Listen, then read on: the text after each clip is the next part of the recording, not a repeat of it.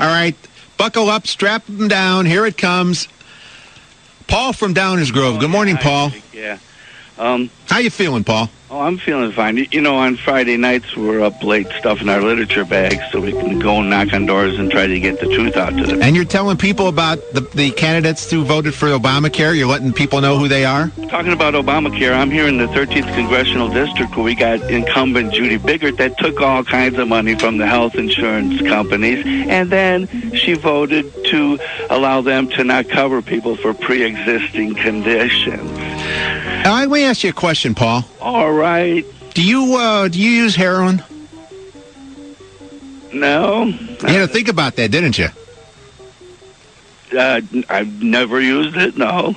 Now, but you know, if you did use it and you had to go to a program for addiction, for heroin, did you know under the Obamacare, you're paying for that program, whether you use heroin or not?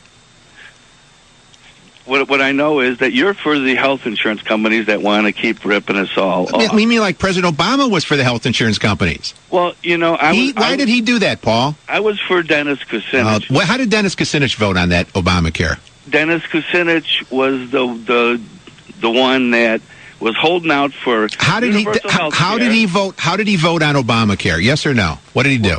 He you know, Obama flew him on Air Force One. Well, he bought him off on a plane trip to Cleveland. Well, no, okay, and little presidential M&Ms. How did he? Kucinich knew that if the Republicans get did he vote for it? We won't get any health. Did he vote for it? He talked to his wife, and she said, "Did he vote for it?" Because he knew that it was better than nothing. Paul, you're having a hard time saying he voted for it, aren't you, Paul? Well, no, he voted for it because it's better than what the Republicans would give us, which would be to keep the health insurance. All right, here, let me but it's not as good as Kucinich's plan. Bye, Paul. Bye. That's all I can take. All right, hold on. Hold the Paul's music there for a second.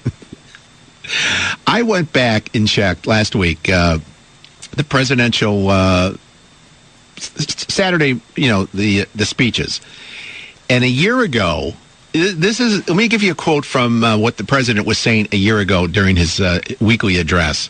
Quote, "In the United States of America, no one should have to worry that they'll go without health care, not for 1 year, not for 1 month, not for 1 day. And once I sign my health reform plan into law, they won't." And you know what? That ain't true. He signed it. It's law.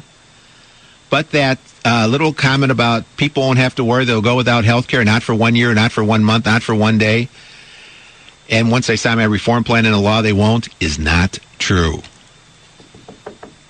We have a health care plan where, you're not going to get health care until 2014.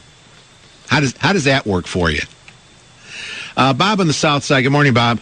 Good morning, Jake. What can I do for you? Well, you get the morning award for that call, but, what are you going to do?